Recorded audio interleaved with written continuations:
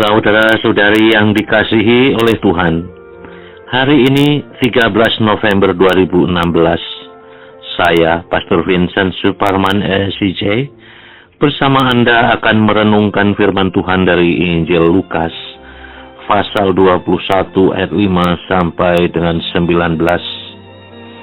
Ketika beberapa orang berbicara tentang bait Allah dan mengagumi bangunan ini yang dihiasi dengan batu yang indah-indah dan dengan berbagai barang persembahan, berkatalah Yesus, "Apa yang kamu lihat di situ, akan datang harinya di mana tidak ada satu batu pun akan dibiarkan terletak di atas batu yang lain. Semuanya akan diruntuhkan." Dan murid-muridnya bertanya kepada Yesus, katanya, "Guru, bila manakah itu akan terjadi? Dan apakah tandanya kalau itu akan terjadi?" Jawabnya, "Waspadalah supaya kamu jangan disesatkan.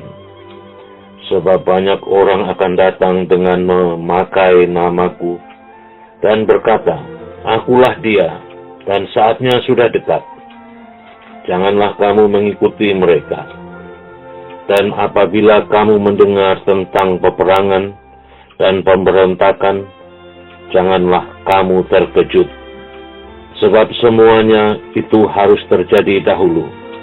Tetapi itu tidak berarti kesudahannya akan datang segera." Ia berkata kepada mereka, "Bangsa akan bangkit melawan bangsa, dan kerajaan melawan kerajaan. Dan akan terjadi gempa bumi yang dahsyat, dan di berbagai tempat akan ada penyakit sampar dan kelaparan, dan akan terjadi juga hal-hal yang mengejutkan dan tanda-tanda yang dahsyat dari langit. Tetapi sebelum semuanya itu terjadi, kamu akan ditangkap dan dianiaya. Kamu akan diserahkan ke rumah-rumah ibadat dan penjara-penjara, dan kamu akan dihadapkan kepada raja-raja dan penguasa-penguasa oleh karena namaku. Hal itu akan menjadi kesempatan bagimu untuk bersaksi. Sebab itu tetapkanlah di dalam hatimu, supaya kamu jangan memikirkan lebih dahulu pembelaanmu. Sebab aku sendiri akan memberikan kepadamu kata-kata hikmat, sehingga kamu tidak dapat ditentang atau dibantah lawan-lawanmu. Dan kamu akan diserahkan juga oleh orang tuamu, saudara-saudaramu, kaum keluargamu dan sahabat-sahabatmu. Dan beberapa orang di antara kamu akan dibunuh. Dan kamu akan dibenci semua orang oleh karena namaku. Tetapi tidak sehelai pun dari rambut kepalamu akan hilang. Kalau kamu tetap bertahan, kamu akan memperoleh hidupmu." Setiap bangsa atau suku, bahkan klan, mempunyai simbol yang dibanggakan. Bangsa Belanda terkenal dengan kincir angin dan tulipnya. Bangsa Prancis dengan menara Eiffelnya. Jika ada orang yang menubuatkan bahwa apa yang dibanggakan itu akan hancur, niscaya mereka akan marah. Kaum Yahudi marah kepada Yesus ketika ia menubuatkan kehancuran bait Allah. Tempat mereka berdoa, sebuah bait Allah yang sangat mereka banggakan.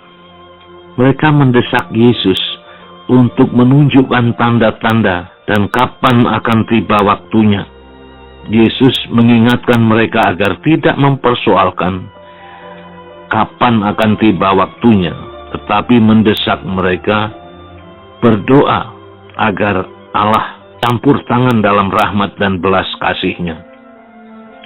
Nubuat Yesus tentang kehancuran bait Allah di Yerusalem itu bagaikan pedang bermata dua. Karena itu tidak hanya menunjuk mengingatkan pada hari penghakiman di akhir zaman, tetapi juga menunjukkan saat akhir ketika Allah menyelamatkan banyak jiwa dalam rahmat-Nya.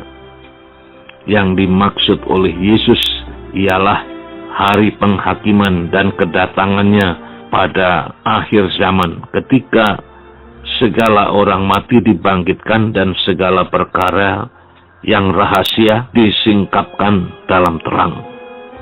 Sebagaimana kita baca misalnya dalam Lukas atau Injil Lukas pasal 12 ayat 2-3, surat Rasul Paulus kepada jemaat di Roma pasal 2 ayat 16, mencermati kehidupan kita sehari-hari. Kadang-kadang kita tidak menyadari adanya tanda-tanda seperti krisis moral, konflik spiritual seperti yang sedang terjadi di banyak negara. Pihak-pihak yang berkuasa lebih sibuk dengan diri sendiri, seraya memanfaatkan pihak-pihak yang lemah untuk mendapatkan kekuasaan yang pada akhirnya untuk memperkaya diri sendiri. Allah mengingatkan kita akan perbuatan-perbuatan yang kita lakukan di bumi ini harus dipertanggungjawabkan secara individual pada akhir zaman. Pada saat itu akan tampak sangat jelas mana perbuatan baik dan mana perbuatan dosa dan konsekuensinya yang ditanggung atau yang harus ditanggung pada hari penghakiman. Tuhan Yesus melalui nubuatnya menyadarkan kita untuk mengantisipasi datangnya hari penghakiman. Dalam kehidupan sehari-hari, kita dihadapkan pada aneka pencobaan, penderitaan, dan penganiayaan. Dengan pertolongan rahmat dan belas kasih Allah, kita hendaknya setia dan tekun dalam pertama-tama mencari kerajaan Allah dan damai-Nya.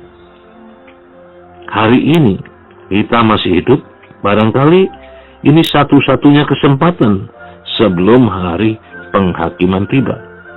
Inilah yang disebut pesiarahan di bumi, kendati kita berusaha untuk mengandalkan rahmat dan belas kasih Allah dalam hidup kita. Kita hendaknya tetap berjaga-jaga dan waspada. Kita tahu bahwa dunia mempunyai skenario-nya sendiri. Sebagai manusia yang hidup dalam daging, kita sering mengalami kesulitan untuk membedakan bisikan suara hati dari bisikan suara-suara dunia manusiawi. Karena dunia mempunyai caranya sendiri untuk menarik minat umat manusia. Namun dari Injil hari ini kita bisa belajar, yaitu agar kita tidak menyerah. Kita setiap hari dan setiap saat dihadapkan pada persoalan. Namun demikian, hendaknya kita tidak berusaha menyelesaikannya sendiri. Dalam doa kita menaruh harapan kita hanya kepada Allah. Itulah yang semestinya kita camkan dalam hidup kita, seraya membuka pikiran dan hati kita kepada kasih dan rahmat-Nya. Jadi fokus kita bukan pada rasa takut bahwa kita akan dihakimi, tetapi bagaimana kita mengoptimalkan perbuatan-perbuatan baik yang mungkin kita lakukan, dan sejauh ada kesempatan demi kemuliaan Allah dan kebahagiaan sesama. Marilah kita saling mendukung dalam doa, agar kita masing-masing oleh karena bimbingan Roh Kudus boleh dipakai oleh Allah sebagai alat-alatnya untuk mewartakan kebaikan bagi banyak orang. Amin.